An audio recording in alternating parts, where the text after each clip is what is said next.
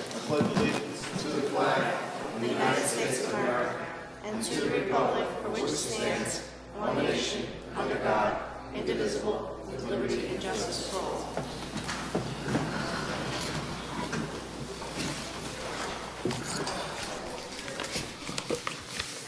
Madam Clerk. Thank you, Mayor. Board of Commissioners, public meeting Tuesday, January 2nd, 2018. The time is 7:34. Pursuant to the requirements of the Open Public Meeting Act, Chapter 231, Public Law 1975, notice of this meeting was published in December 14, 2017 issues of the Nutley Sun, the Herald News, and the Star Ledger. A copy of this notice has been posted in the Nutley Town Hall Bulletin Board, and a copy is on file in the Municipal Clerk's office. Commissioner Rogers. Here. Commissioner Tucci is absent excused. Commissioner Evans. Here. Commissioner Petracco. Here. Mayor Scarpelli. Here. All present, Mayor, except for Commissioner Tucci. He is absent excused this evening. Reports, Commissioner Evans. Yes, Mayor. I have the annual report for Millennium Strategies, our grant consulting service, to submit on file for the full year of 2017. Thank you, Commissioner. Bills, Madam Clerk. Yes, Mayor. Bill list for Tuesday, January 2nd, 2018. Public Affairs, $93,600. Revenue and Finance, $2,415,813.41. Public Safety, 0. Public Works, $304,071.59. Parks and Public Property, $640,000, $373.55. Total payroll, $868,913.44, for a grand total of $4,322,771.99. Move the bills. Second. Commissioner Rogers. I vote yes and abstain on the PO 18-00015. Commissioner Evans. Aye. Commissioner Petracco. Aye. Mayor Scarpelli. Aye. That's it for bills, Mayor. Public comment on agenda items only, Madam Clerk.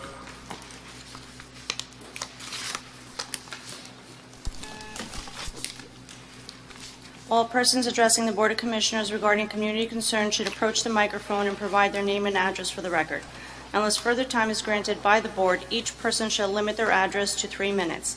All remarks to the Board and its individual members must be addressed to the Mayor. The Mayor may defer citizens' comments to the appropriate member of the Board. Dialogue between citizens and others addressing the Board shall be allowed unless the Mayor or presiding officer or the majority of the membership of the Board shall determine that the interests of decorum and/or the expeditious conduct of municipal business are being adversely affected by such dialogue. Anybody like to address the Board of Commissioners on agenda items only? Seeing none, let's move on to Commissioner announcements. Any announcements? Yes, Mayor. Just wanted to share that with the tax law change for 2018, we're collecting prepayments for 2017, and we were always doing that. We weren't one of the municipalities who said no. We obviously said yes, and we're very supportive. We also expanded our hours to include the full day on Friday, actually until 3 o'clock, and then hours on Saturday from 10 to 2. We reminded residents that they could also mail in their prepayment if they did, as long as it was postmarked before December 31st, or they could pay online. We're still waiting for the mail to process and come in, so that this number will change. But in 4.5 days, 1,388 residents or taxpayers came in to prepay their property taxes, and we collected so far $4.4 million as it relates to 2018 taxes. Interesting, on Saturday, we had 194 residents come in, and we collected almost $600,000. So this money is what will be held and put into our cash managed account because it actually relates to next year. So it's money that's needed for 2018 appropriations. So some residents asked what we were going to do to spend all the money we got, and the answer is we're going to pay bills with it in 2018 when that comes up. The other thing I wanted to share was that a resident questioned our bill for Millennium Strategies, and that the bill itself didn't have the right amount of documentation. I promised that I would look into that, and I did, and I happen to agree with the position. So going forward, the Millennium Strategy Bill will have more detail on it.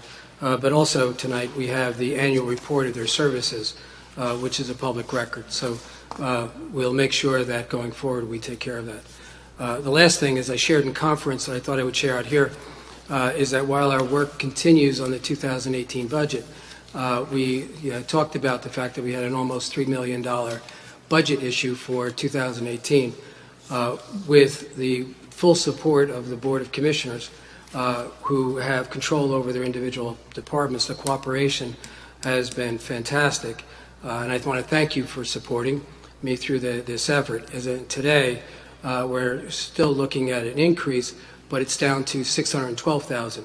So we've been able to cut almost approximately $2.4 million of that problem so far.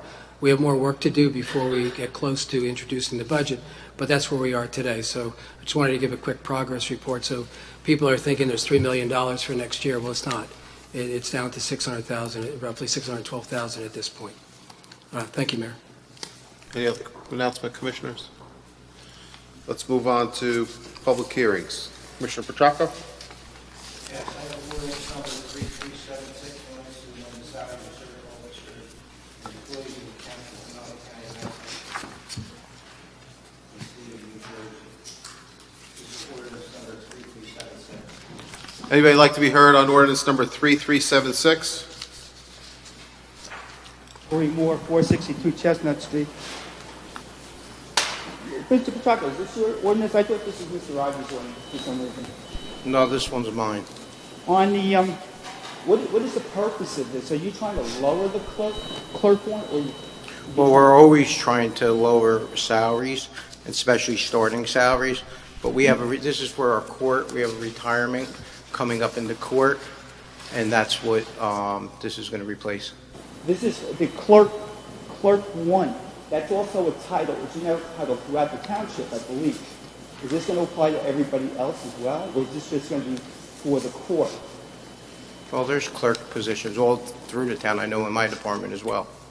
Clerk ones. The clerk ones, because you're saying clerk from clerk one to clerk one.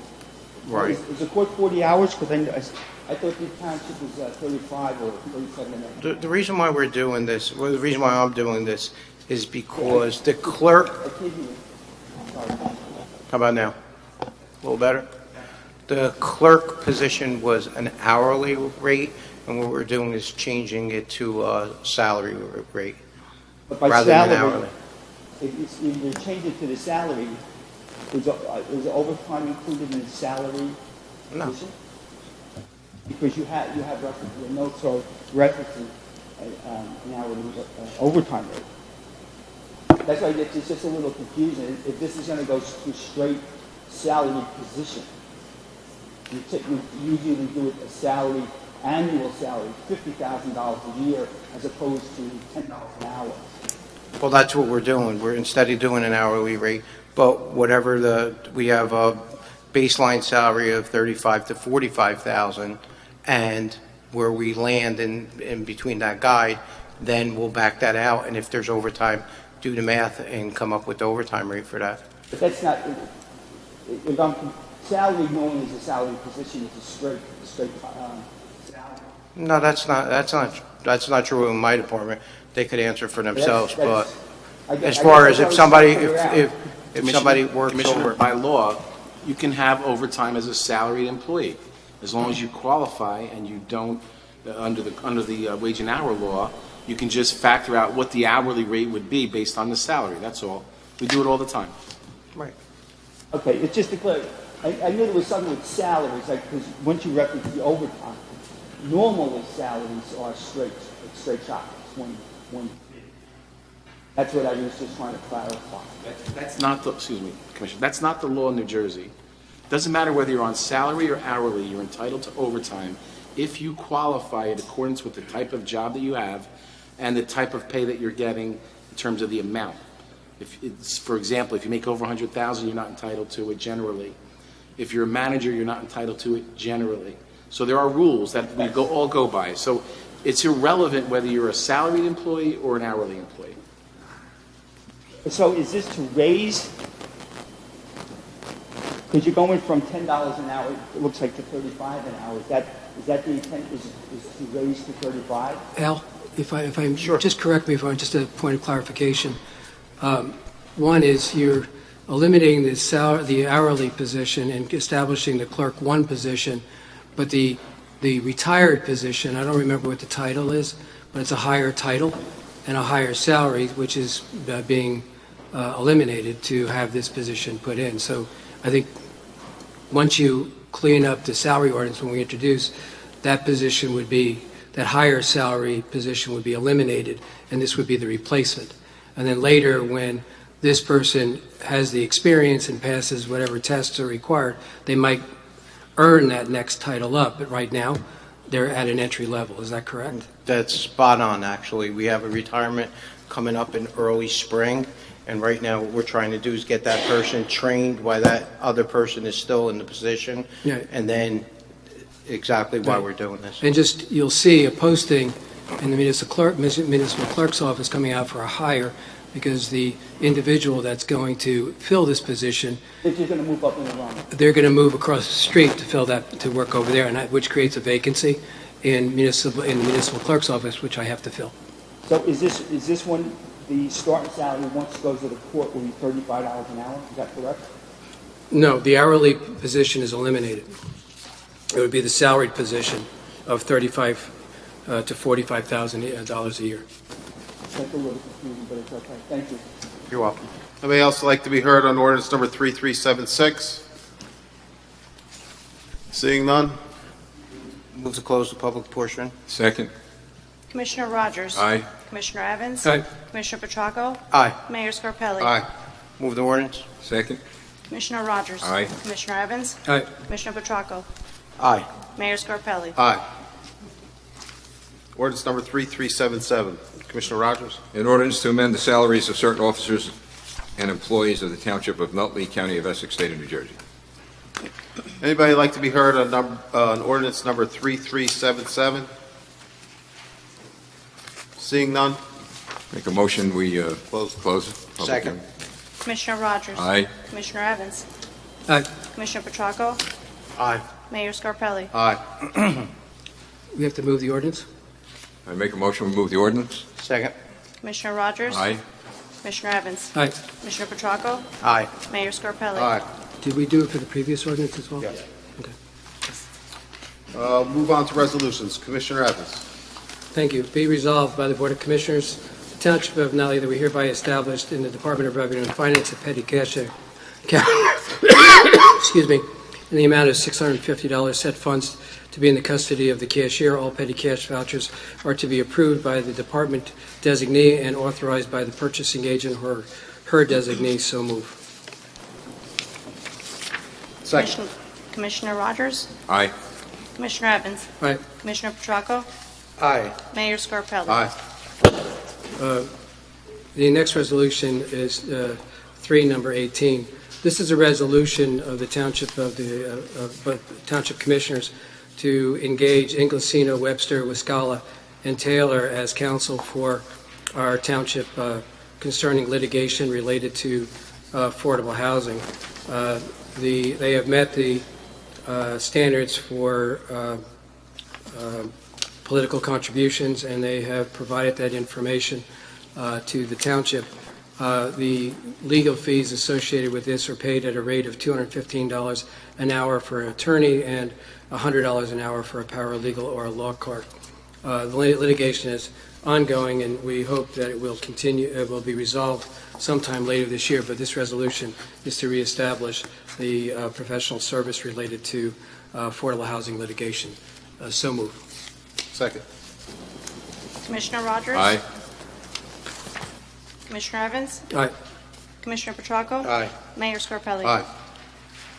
Whereas the Township of Nutley has a continuing need for the services of a special development council through a non-fair and open contract as a professional service pursuant to the provisions of NJSA 1944A 20.4, 20.5 as appropriate. Whereas Inglesino, Webster, Wiscalla, and Taylor of Parsippany has ably and continuously provided these services since 2013. Whereas a law firm has submitted a fee schedule for 18 to provide such services at an hourly rate of $215 an hour for attorneys and $100 an hour for paralegals. There's no increase or change in the rate for 2018. It is anticipated to continue through the term of 2018, beginning January through December, whereas the firm has completed and submitted the business entity disclosure certification, which certifies that they have not made a reportable disqualifying contribution to a political or candidate committee in the Township of Nutley in a previous 1 year, and that the contract will prohibit them from making any reportable contributions through the term of the contract, whereas funds are available in account 801-226-205 and will be certified by the Chief Financial Officer. Said certification is subject to the adoption of the 2018 budget. Now therefore be resolved by the Board of Commissioners the following. A, the Mayor and Township Clerk are hereby authorized and directed to finalize the 2018 contract and execute an agreement with said law firm for a term beginning January 1, 18 through December 31st, 18 at a rate of $215 for legal services and $100 for paralegal. A copy of the business entity disclosure certification and business entity campaign contributions shall be placed on file with this resolution. A copy of this resolution as well as the contract shall be placed on file with the municipal clerk. So moved. Second. Commissioner Rogers? Aye. Commissioner Evans? Aye. Commissioner Petracco? Aye. Mayor Scarpelli? Aye. Thank you, Mayor.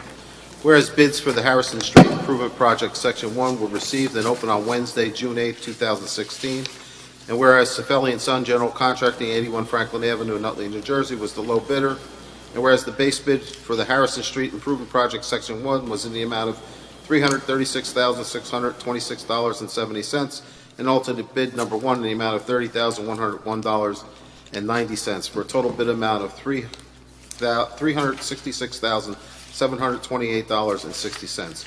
And whereas the Township of Nutley entered into a contract with Cifelli & Son General Contracting for the amount of $366,728.60, and whereas change order number 1 for the base bid has been authorized for a decrease in the amount of $19,290.80, and alternate number 1 has been authorized for a decrease in the amount of $9,611.04.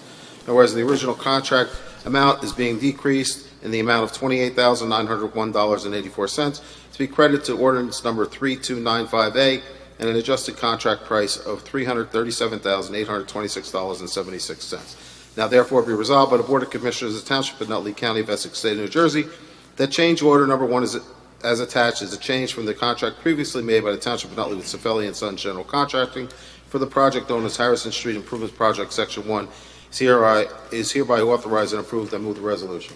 Second. Commissioner Rogers? Aye. Commissioner Evans? Aye. Commissioner Petracco? Mayor Scarpelli? Aye. That concludes the business portion of our meeting. Madam Clerk? Yes, Mayor. All persons addressing the Board of Commissioners regarding community concerns should approach the microphone and provide their name and address for the record. Unless further time is granted by the Board, each person shall limit their address to 5 minutes. All remarks to the Board and its individual members must be addressed to the Mayor. The Mayor may defer citizens' comments to the appropriate member of the Board. Dialogue between citizens and others addressing the Board shall be allowed unless the Mayor or presiding officer or the majority of the membership of the Board shall determine that the interests of the quorum and/or the expeditious conduct of municipal business are being adversely affected by such dialogue. Anybody like to address the Board of Commissioners this evening?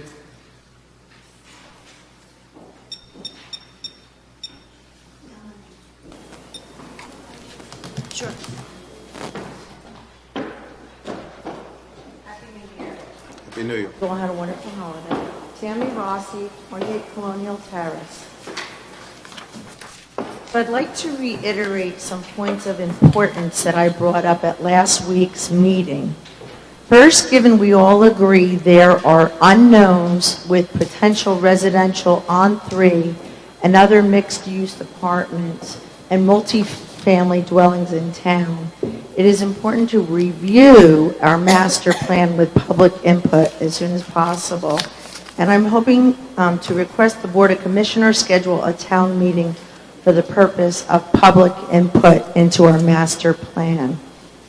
I handed you each a copy. I actually took some time to review parts of our master plan, and I found this page which denotes under action steps the frequency of which the master plan should be reviewed. And it does say, although this is a guidance, prepare an annual report to the Planning Board and Board of Commissioners assessing the implementation of the plan. And if you look over to the right, it is allocated a M for medium-range strategy, which is 2 to 5 years.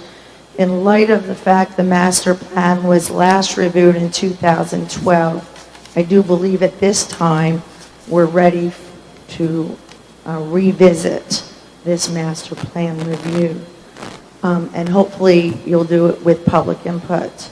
I've also reviewed some other parts of the master plan, and there is mentioned one goal in residential zones to provide appropriate density controls for new development.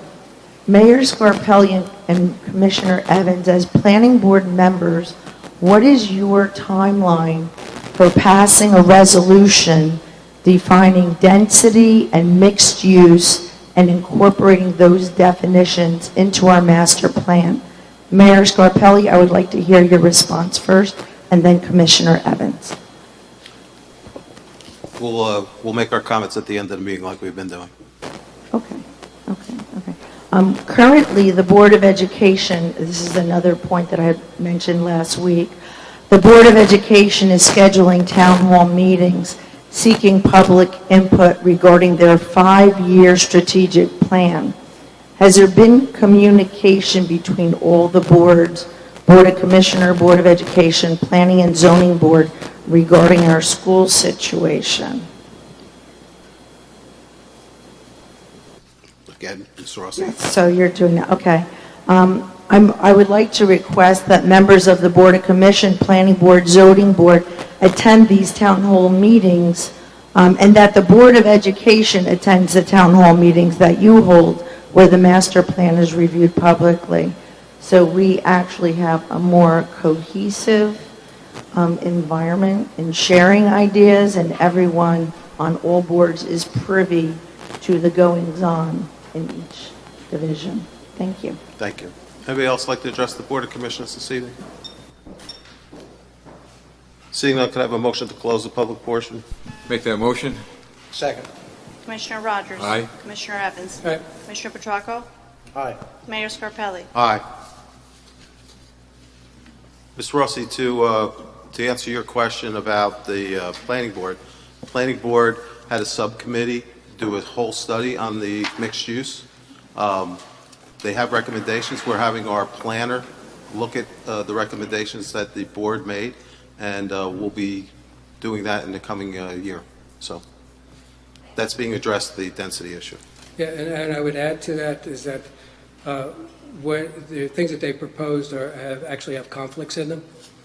So I recognize that. So in addition to the planner, it's sitting down to resolve those differences, because once that's adopted, it has to be adopted as a valid ordinance, and currently it's in conflict, and those conflicts have to be resolved before it could move forward. So I talked to the construction official today about having him attend a committee meeting to address those matters with the planning board. The control of it, and I think it's important, and we've said this before previously, but I don't think it's well understood. The Zoning Board of Adjustment and the Planning Board are quasi-autonomous organizations. They, under the law, under municipal land use law, they have a significant amount of independence to make decisions. So I agree with you on the idea of review, see where we're at, and get cooperation between the board, which we do.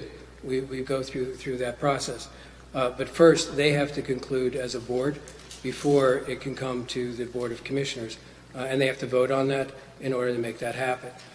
The other thing that's interesting is and just recently, New Jersey Planner came out with a nice summary of the role of someone who sits on the planning board. And it's very interesting because, since it's a quasi-autonomous organization, when they hear an application, they actually sit there as judges. They're not part of the application. They're not a witness to the application. They actually have to listen to sworn testimony that is presented to them. Based upon those facts, they as judges need to make a decision under basically what the law allows based upon those facts. If they have a question, they can question the applicant to provide additional information, but they cannot sit there and say and become in effect an expert witness for the applicant because they'll adjust. If they do that, then they actually compromise themselves and they need to recuse themselves from voting on the application. So there's a lot of rules under municipal land use law which governs the zoning board of adjustment and the planning board so that they actually can do the job that they're supposed to do without political interference. So even as a commissioner, because we're elected officials, we have a lot of constraints as to what we could actually say and do about an application that's pending before those boards because of the law that's in place to protect their independence. So I just want to clarify on the point of cooperation is there, but there's a lot of law that supports the independence of those boards for the decisions that they make, because it's not based upon what I would like them to do. It's based upon the testimony that's presented to them and the evidence that is in front of them based on the law that they have to make that decision. So I just thought I would share that because I think it's not well understood. So a lot of people think that a commissioner can just say, hey guys, I don't like this application, vote it down. We cannot do that. It's not, we would be admonished, and they have independent counsel. So Barry Kazir is counsel for the planning board, Diana McGovern is counsel for the Board of Adjustment. And their legal capacity, they would be all over us if we were to do something like that. In addition, the planning board and zoning board and the board of commissioners have an annual meeting once a year. I don't know when it's scheduled for this year, but Generally in February. yeah. And the Board of Education was at the last meeting last year, and I'm sure they'll be there this year. So we do cooperate and do work together, but as Commissioner Evans said, there are some constraints on that cooperation by law. Any other comments, Commissioners? Yeah, I'd just like to add to that too, because I know that density has been brought up a lot, and I've even had, when I was the mayor here, I had even some zoning people that sit on the board say to me, that, if we change the density, we won't have all these applications before us. And actually, I had that conversation with John and Guasimo. To my knowledge, and to echo what Commissioner Evans said, it's such a difficult, strenuous exercise because of all the legal humbo jumbo in this, that it's not something that you could just do overnight. It's very difficult to do, and I know that it's been a while that we've been trying to come up with something to take some relief off those boards and to let developers know exactly that we're willing to allow in town. But it's been a work in progress, and yeah. I look forward to it being completed myself. And just to get back to you, Rory, excuse me, I didn't mean to do that. I just would like you to know, everybody watching, everybody that's here tonight, what I've been trying to do, and I think my fellow commissioners as well, is that every time we have a retirement in public safety, we are negotiating these salaries down. This past year, I had a captain, Dave Hamilton, retire in the fire side. Sal Ritazzi has retired on the fire side. We haven't filled those vacancies at all. The person that's going to take the place of Linda Buell, Linda Rose, who's in the courtroom, is actually coming in at a very much lower salary than she's retiring with. So the frustrations of these salaries and the things that we have to abide by sitting on, as the head of these departments, is that we are really trying to negotiate these things down. However, like Commissioner Evans always tells me, you have to be competitive in the world too. You can't get a clerk or somebody that's going to go, be a court administrator, and that's another position. We had, unfortunately, Patty passed away. She was our court administrator, making, I think, over $90,000 at the time, and we brought somebody in the low 60s. So we're very conscious of, trying to get these taxes under control and trying to do our part on the Board of Commissioners. So when I read a salary ordinance, I'm not trying to make these salaries go up by no means. We are very conscious of keeping these salaries at bay because, like I've been telling my people, even through arbitration through the years, we are trying to keep everybody in town working. That's the goal. But if these salaries get exuberated, then the numbers are going to have to come down. But again, we are at the bare minimum, and I know that you've asked a lot of questions about the fire department. We've had retirements, we've had captains that we haven't replaced now, that I haven't replaced. And I have to tell you, we just had a fire on the corner of Beach and Bloomfield Ave last week. So more and more these fires are popping up. And, even with the police side, last week we had a strong arm robbery on Washington Avenue. So we've been really, really busy, and we're really trying to do more with less, which was my original campaign slogan back in 2008 already. And we're at the bare minimum, and it's getting very difficult to keep the level of services that we enjoy in town and the safety that's here, and do it in an affordable fashion. So again, I just wanted to add that to it. Again, we try to be competitive, but we are very coherent about what these salaries are, and when we bring in somebody new to do the right thing, for the taxpayers. Yeah, and to add to that, I mentioned that we're down to 612,000, but there will be changes in services associated with it. There's already, I think, Joe, you already put out, or Steve, I don't remember which, but changes to garbage pickup and the new rules around what you can put out on the curb and what you can give away. We've had an experience in town where if somebody does construction on their home, they put all the construction debris out on the corner, or if they're moving, they put everything out on the corner, and we take all that. Well, in 2018, you're not going to be able to do that anymore because of the cost, right? And so you're going to hear about changes in recycling. You're going to be hearing about other changes as we go forward. But it's all part of the expectation is that we will manage cost and we will figure out a way to get them down. I think what's important about that as well, and I mentioned this in the back, if everything we're doing is to say how do we reduce or eliminate the 2% increase, for 2018, which was turning out to be an almost 7% increase when we started, and right now we're down to about 1.5%, right? But if we were to say, okay, let's now take that next step and figure out how to lower taxes, right? Which people keep on saying we got to lower these taxes. One thing is this board only represents 35% of the tax bill. To run the 5 municipal departments, it's 35 cents on the dollar. The school board is roughly half, and the county is the rest.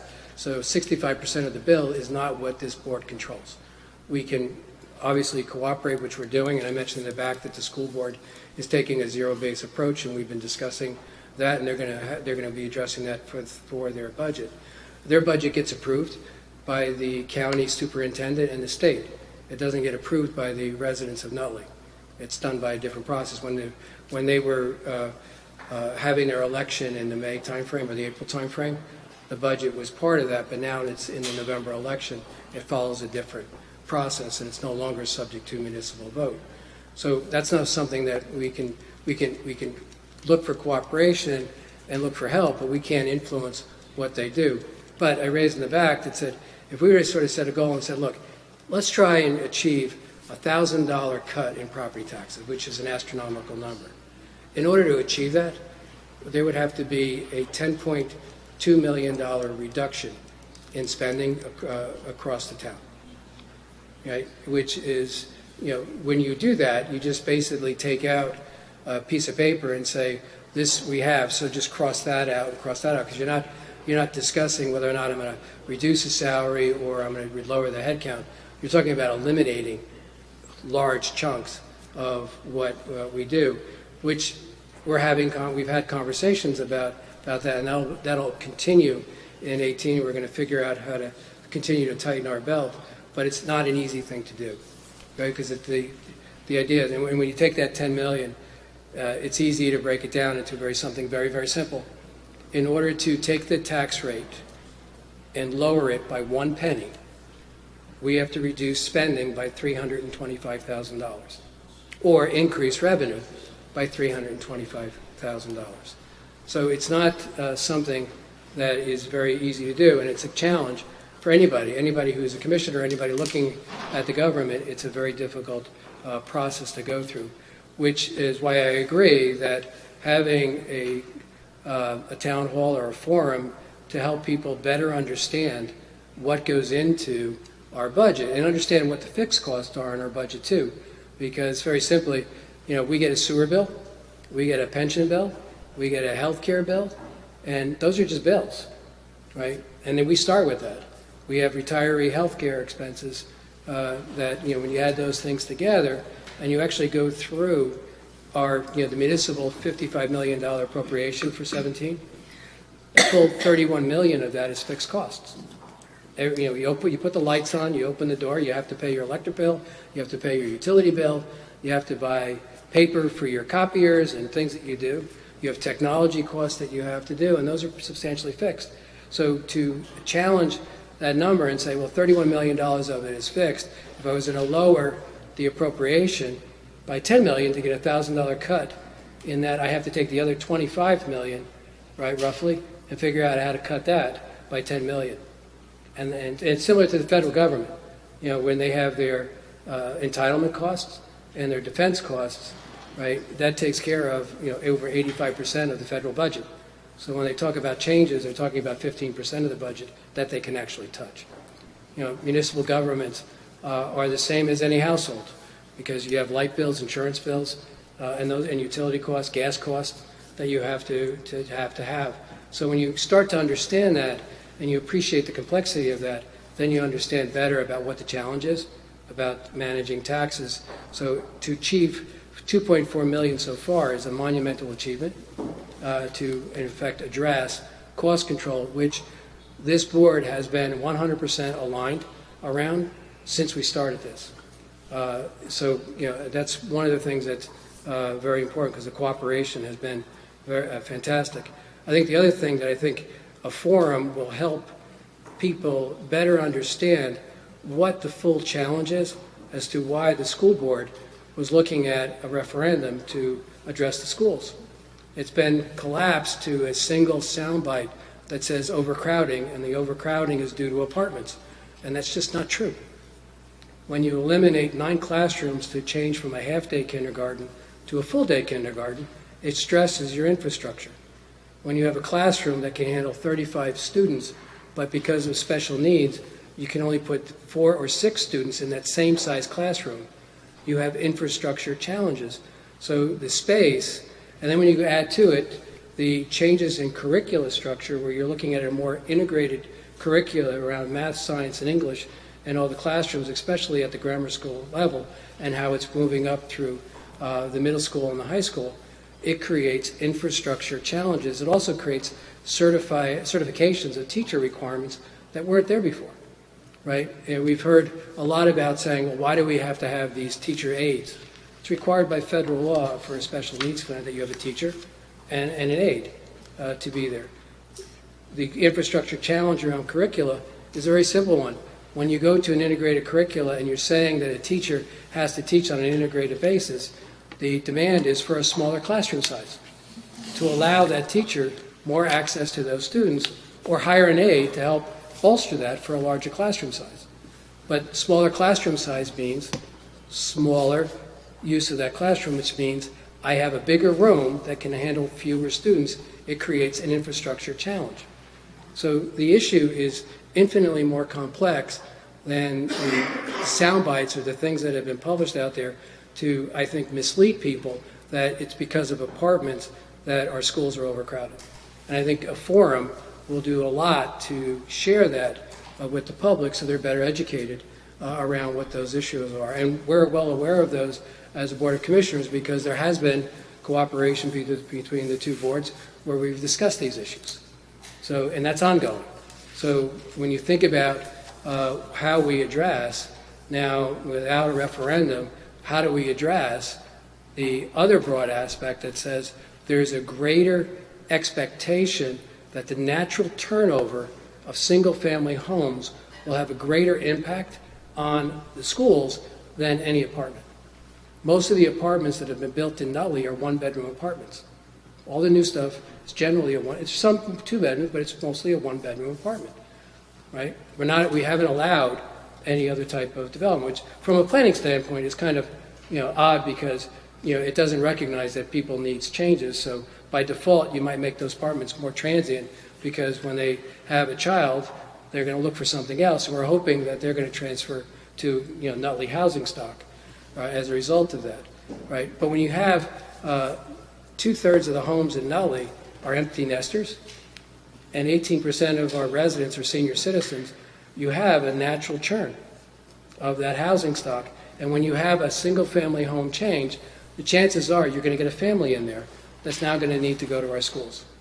And so when you add up all of those infrastructure challenges, plus the projected growth that could potentially happen because of single-family homes changing over naturally, you can't put out a sign that says single-family home for sale as long as you don't have children. It's just not possible to do that, right? And actually it would be wrong to do that because you're making the town, instead of it becoming a vibrant town, you're making it a terminally ill town because it's going to go out of existence. So again, the idea that to keep sharing with all these sources, which I see on the social services and all these other places, that it's because of the apartments and it's causing overcrowding is just completely misleading. And I think a forum to better explain that, which the school board, I know we've had many town hall meetings to explain it, but I just don't think it's sunk in, I think will help people better understand what that real challenge is. Anything else, commissioners? Motion to adjourn? Second. Commissioner Rogers? Aye. Commissioner Evans? Aye. Commissioner Petracco? Mayor Scarpelli? Aye. The time is now 8:16. Good night, everybody.